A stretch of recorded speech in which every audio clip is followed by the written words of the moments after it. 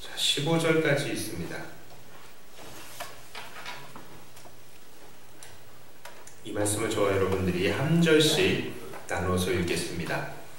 여호와여, 의의 호소를 들으소서. 나의 울부짖음에 주의하소서. 거짓되지 아니한 입술에서 나오는 나의 기도에 귀를 기울이소서. 주께서 나를 나타내시며 주의 이름으로 평안을 살피소서. 주께서 내 마음을 시험하시고 밤에 내게 오시어서 나를 감찰하셨으나 흠을 찾지 못하셨사오니 내가 결심하고 입으로 범죄하지 아니하리이다. 사자의 사람하면 나는 주의 말씀을 따라 스스로 삼가서 화와 자의 일을 하지 아니하였사오며 나의 걸음이 주의 길을 굳게 지키고 실족하지 아니하였나이다. 하나님이여 내게 뼈다귀시겠으므로 내가 받았사오니 내게 길을 비워 내 말을 들으소서. 주께 피하는 자들을 그 일어나 치는 자들에게서 오른손으로 구원하시는 주여, 주의 기이한 사랑을 나타내소서. 나를 은같이 지키시고 주의 날에 은을 나에게 주사.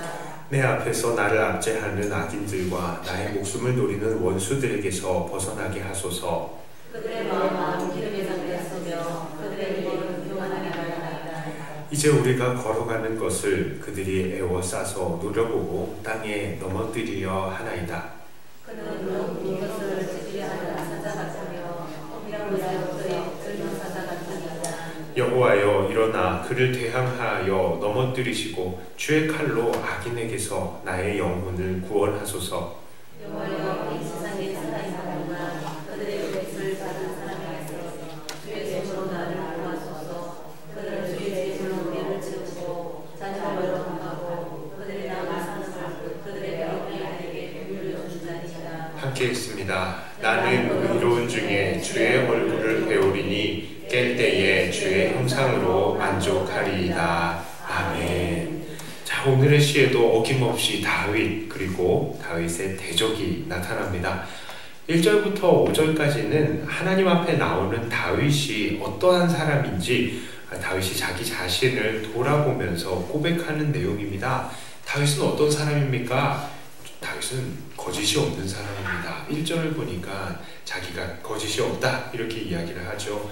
그리고 2절을 보니까 다윗은 공평한 사람입니다. 3절에서는 입술로 범죄하지 않았다고 합니다. 4절에서는 포악한 자의 길을 가지도 않았다 합니다.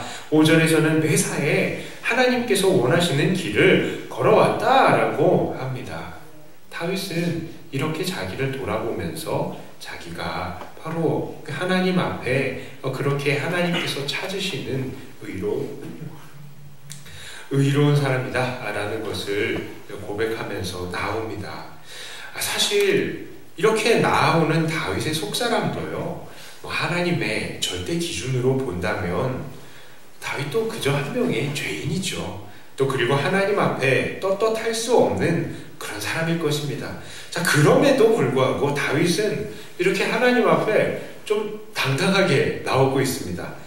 우리가 이걸 보고 야, 다윗 무슨 뻔뻔함이야? 이렇게 생각할 수도 있지만 뭐 그럴 수 있는 이유가 있어요. 그것은 무엇입니까? 비록 그의 중심은 죄를 저지르는 죄인의 상태에 있을지 모르겠지만 그래도 다윗은 이거를 드러내서 범죄로 연결시키지 않았던 것입니다. 자, 그도 죄를 짓고 싶은 마음이 있었겠지만 하나님의 율법을 생각하고 그 율법을 주신 하나님을 경외하면서 그 길에서 벗어나지 않으려고 노력했다는 것이죠. 하나님께서 이스라엘 백성들과 맺으신 언약들이 다 그러했습니다. 하나님께서 원하시는 것은 물론 백성들의 마음이고 그 마음으로 또 사랑과 존경을 받으시기를, 그 마음으로 경외함을 받으시기를 하나님께서 원하셨지만 하나님께서 이스라엘 백성에게 주신 명령들은 다 뭐를 금지하는 겁니까? 잘못된 행동들에 관한 문제를 하나님께서 기준으로 제시를 하셨던 거예요. 하나님께서 요구하신 것은 결국 실천이었던 것입니다. 실천. 만일 아담과 하와가 선악과를 보고 먹음직하고 보암직하고 지혜롭게 할 만큼 탐스럽게 느꼈지만 그거를 느끼고만 있었지만 먹고 싶다까지 했지만 먹지 않았다고 해보십시오. 그러면 어떻겠습니까? 에덴 동산에서 당연히 안 쫓겨났겠죠. 왜요? 먹지 말라고 한 거 그냥 안 먹었으니까. 자, 그러나 그들은 그렇게 하지 않았습니다. 결국 행동이 문제가 된 것입니다. 지금 다윗의 입장도 바로 그런 것이죠. 하나님의 백성으로서 다윗도 물론 자기가 나약한 존재인 것을 알고 있습니다만 하나님 앞에 나올 때에 돌아보니까 하나님께서 하지 말라는 거 제가 하지 않았습니다 하고 율법적인 흠결이 없다는 것을 돌아보면서 그래도 하나님 앞에 바로 서 있으려고 노력했다라는 것을 고백하고 있는 것입니다. 오늘날 우리들도 마찬가지죠.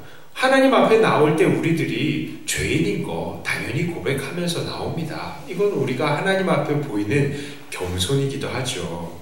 자, 하나님께 나아갈 수 없는 우리가 미약한 존재들입니다 라는 것을 고백합니다. 그러나 우리가 하나님의 백성이 되었기 때문에 거짓과 불의를 멀리하려고 또 그렇게 살아왔었고 또 어느 정도 그것들을 실현하고 있는 것들이 우리잖아요.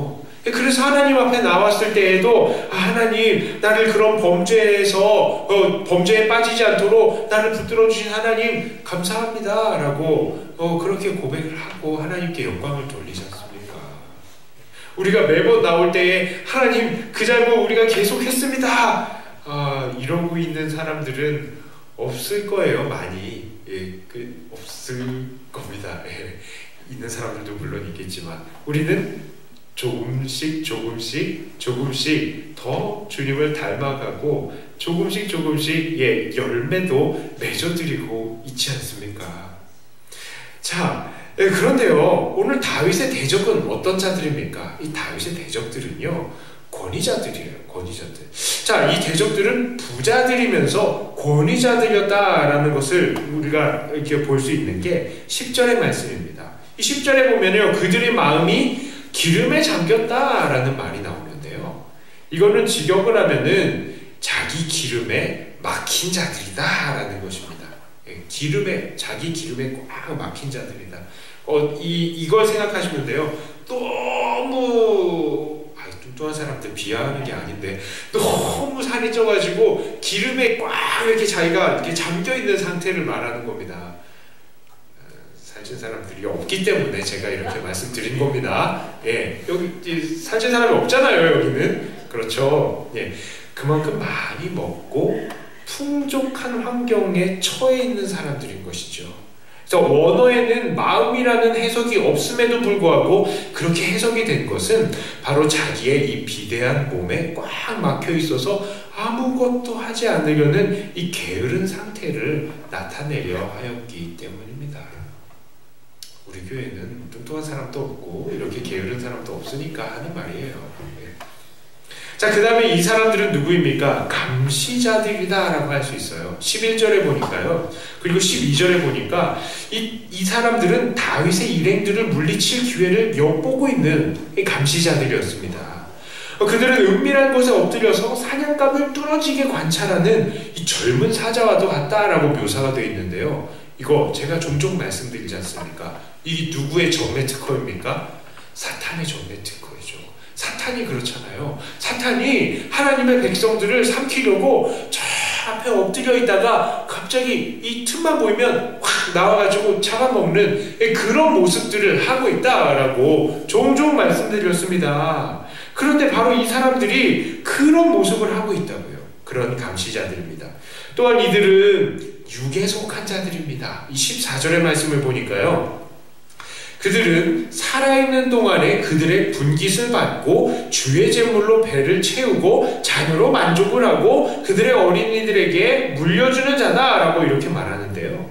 이 살아있는 동안에 분깃을 받았다. 이 말은 이 원래 뜻은 이들의 이생의 삶을 그들의 할당으로 취했다라는 뜻입니다. 그러니까 하늘의 삶, 이생의 삶을 저 세상의 삶을 생각하지 않고요. 그냥 이 땅에서의 삶에만 집착을 한다는 거예요. 요 삶, 내 생가 아니라 이 생만 내 전부다 이게 내 부분이다 라고 생각을 하고 집착을 하는 겁니다. 그래서 그들은 주의 재물로 배를 채운다라고 해요. 이게 뭐냐? 하나님께 돌려야 할 재물들을 하나님께 돌리지 않고 자기의 것으로 취하는 것입니다. 이웃을 구제해야 되는데 구제하지 않고 자기 것을 채우는 겁니다. 그렇게 자기의 배만 불리는 행위를 하고 있는 것입니다. 또한 그들은 자녀로 만족하여서 자기 유산을 그들에게 물려준다라고 합니다. 그러니까 결국 하나님의 것 탈취하여서 자기 배를 불리다가 이거를 자기 자녀들한테 물려주고 하나님께서 주시는 복이 아닌 인간적인 방법으로 자기 자녀들이 이 땅에서 육신적으로 잘 되기를 바라는 그런 존재들이다라는 말이죠. 왜요? 그 사람들은 육에 속한 자들이기 때문에 이 땅에서 잘 살고 잘 먹으면 그만이니까 나도 그렇게 잘 살기를 원하고 내 자녀들도 그렇게 잘 살기를 원한다라는 겁니다. 자, 그런 대적들을 앞에 두며 다윗은 하나님께 도움을 구하고 있는 것입니다. 그리고 15절과 같이 다짐을 하는 것이죠. 나는 의로운 중에 주의 얼굴을 배우리니 깰 때에 주의 형상으로 만족하리이다. 자, 그렇습니다. 다윗은 적들이 아무리 강하고 그들이 아무리 자기를 대적한다 할지라도 여전히 의로운 중에 거할 것이다. 니네들은 아무리 악을 행할지라도 나는 의롭게 행할 거야 라고 결단을 하면서 그런 의로운 가운데 살 때에 결국에는 주님의 얼굴을 보게 될 것이다 라고 기대하는 것입니다. 주의 얼굴, 이 얼굴은 무엇을 이야기합니까? 우리 하나님의 이 전 존재를 상징하는 것이 바로 이 얼굴이라는 거예요. 사실은 우리가 그렇잖아요. 윤지훈 목사를 생각할 때 여러분들은 윤지훈 목사의 주먹을 생각합니까? 윤지훈 목사의 다리를 생각합니까? 그렇지 않죠. 윤지훈 목사의 얼굴을 생각하잖아요. 얼굴이 바로 그 사람의 이 전 인격을 다 상징하는 것입니다. 그러니까 주의 얼굴을 뵐 것이다. 내가 하나님을 의를 끝까지 행하고 있으면 하나님을 만나보게 될 거야 라고 이야기를 하는 것입니다. 자, 그리고 그런 하나님의 나타나심은 다윗에게 큰 만족이 된다. 내가 아침에 깰 때에 주 형상으로 만족하리라고 고백을 하고 있는 것입니다. 자, 이런 다윗의 모습은 오늘날 우리들에게도 큰 도전이 되죠. 우리는 사실 물질의 세상에서 살고 있습니다. 이 물질의 세상에서 잘 사는 방법 제가 알려드릴게요. 물질의 세상에서 잘 사는 방법은 뭐냐면요, 사기꾼이 되는 겁니다. 도적질을 하고요, 다른 사람들한테 거짓말을 하고요, 그래가지고 남들의 돈을 뺏고 잘 먹고 잘 살면 되십니다. 그러면 돼요. 저 사이비 종교하는 사람들처럼 여러분들이 영생을 주는 구주라고 속여가시면은 거기에 속는 사람 한 명이라도 걸리면 그 사람 전 재산을 여러분들이 다 뺏을 수 있어요. 어떻습니까? 그러면 안 되죠. 그러면 안 됩니다. 자, 그런데요, 이 물질의 세상 속에서 잘 사는 사람들, 그렇죠, 물질적인 삶을 살고 있어요. 이 돈을 우선으로 살고 있어요. 그래가지고 막 적극적으로 딴 사람들을 막 거짓말 해가지고 속이는 사람도 있죠. 그러나 조금씩이라도 이렇게 자기의 것들을 챙기는 그런 사람들 있습니다. 하나님 무시하고요, 악착같이 돈 벌고 거짓말을 밥 먹듯이 하면서 헌금도 안 드리고 불우이웃 돕는 것도 안 하면서 그냥 자기 배를 채우면서 사는 사람들 있죠. 그래서 돈 많이 모아서 자녀들에게 물려주면 또 자녀들도 그 돈으로 열심히 또 학원도 가고 또 자기를 훈련해가지고 더 똑똑해져가지고 더 좋은 직장에 가겠죠. 그러면 돈도 더 많이 버는 겁니다. 그런 사람들이 세상에 있죠. 너무나 많죠. 그런 사람들 속에서 우리가 믿는 자로서의 삶을 사는 것은요, 정말 어떨 때는 바보 같기도 합니다. 우리는 살아가면서 돈도 정직하게 벌려고 해야 되고요, 또 번 돈으로 정말 많은 수의 헌금을 해요. 많은 액수의 헌금을 하십니다. 여러분들 연말정산 하실 때 깜짝 놀랄 거예요. 내가 이렇게 헌금을 많이 했나? 하고 그렇죠. 우리 성도님들이 참 그렇게 수고를 많이 하고 계시지 않습니까? 또 이웃을 돕고요, 선교사님들도 돕고요. 정말로 이 돈 나가는 거 보면은 엄청납니다. 그만큼 우리가 이렇게 하나님의 나라와 영광을 위해서 지출하는 걸 세상 사람들이 보면은, 야, 너 미쳤어? 이럴 거라고요. 그러니까 예수 안 믿는 남편들이 예수 믿는 아내들, 또 헌금하지 마, 내가 벌어다 준 돈으로 11조 하지 마, 막 그러잖아요. 왜요? 이 사람들의 기준으로 보면 우리들이 좀 미친 것 같거든요. 그렇죠. 그런데 더 문제가 되는 것은요, 그런 세상 사람들과 우리들이 공존할 수가 없다는 겁니다. 우리가 직장이나 세상 속에서 믿음을 지키고요, 크리스찬으로서 정직과 정의를 실천하려고 하다 보면요, 당장의 돈을 위해서 살아가는 사람들에게 대적이 되어야 될 때가 있는 거예요. 우리는 적은 숫자가 믿지만 세상 사람들은 조직적으로 우리들을 대적하고 달려들지 않습니까? 그래서 우리가 직장에서 나 혼자 비리 안 저지르려고 그러면은 같은 팀원들이 다 이야기를 하죠. 너만 깨끗하냐? 그럼 나도 거기서 끝까지 안 해. 그러다가요, 욕 엄청나게 먹죠. 저도 군대 있을 때에 밖에 나가가지고 외출했다가 들어가려고 그러는데, 바로 복귀할 수 있는데요, 다른 사람들이 막 그러는 거예요. 놀다 가자. 나 바로 복귀할 건데요? 그랬더니 다른 사람들이 놀다 가자. 바로 복귀할 건데요? 그러다가 욕 엄청나게 먹었습니다. 또 그런 거잖아요. 우리가 얼마나 단체를 또 중요하게 생각합니까? 그러니까요, 나만 혼자 바로 살려고 그러는 사람들을 가만 놔두지를 않는 겁니다. 어떻게 해서든지 우리를 넘어뜨리려고 숨어서 기다리고 있다가, 저 봐라, 너도 그러잖아 하고 우리의 흠을 찾기에 바쁘죠. 마치 다니엘에게, 그리고 다니엘의 세 친구들에게 그 방백들이 그러했던 것처럼 말이죠. 그러나 이런 세상의 삶이라도 우리는 끝까지 우리의 의로운 삶을 포기해서는 안 됩니다. 베드로도 우리가 열심히 선을 행하면 누가 우리를 해하겠느냐마는, 우리가 선을 행하고도 욕을 먹는다면 그것이 하나님의 뜻이다 라고 말씀하시는 겁니다. 그러므로 우리 성도님들은 오늘도 하나님의 뜻대로 살면서 하나님의 의로우심을 추구하는 그런 삶을 살기를 축복합니다. 물론 우리가 율법으로 구원을 얻는 것은 아니에요. 하지만 우리를 구원하신 예수님의 의로우심을 우리는 날마다 닮아가고요, 그렇게 닮다 보면 그 닮아가는 삶들이 열매로 맺어지게 되어 있는 겁니다. 그리고 이 의로움들을 세상에 보여주는 거죠. 어떻게 해요? 우리가 그렇게 보여주면 세상 사람들이 우리를 통해서도 그래, 예수님이 저러시겠지 라는 것을 보게 되는 것 아니겠습니까? 우리가 이러한 삶을 포기하지 않을 때에, 이런 의로운 삶을 포기하지 않을 때에, 끝까지 구원받은 자답게 의로운 삶을 선택하면서 살아갈 때에 우리는 마침내 주님의 얼굴을 배울 것입니다. 매일매일 아침마다 우리 주님께서 우리에게 힘을 주실 것이죠. 또한 우리가 이 생애, 이 삶에 마감하고 천국에서 또 그 아침에 눈을 뜰 때에도 우리가 주님의 얼굴을 만나뵙게 될 것입니다. 자, 우리가 그날을 사모하면서요, 우리가 가는 이 길을 포기하시면 안 돼요.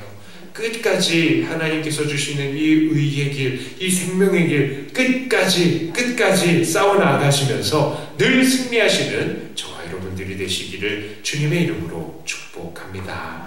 자, 우리 함께 찬송할게요. 주님 다시 오실 때까지 우리 함께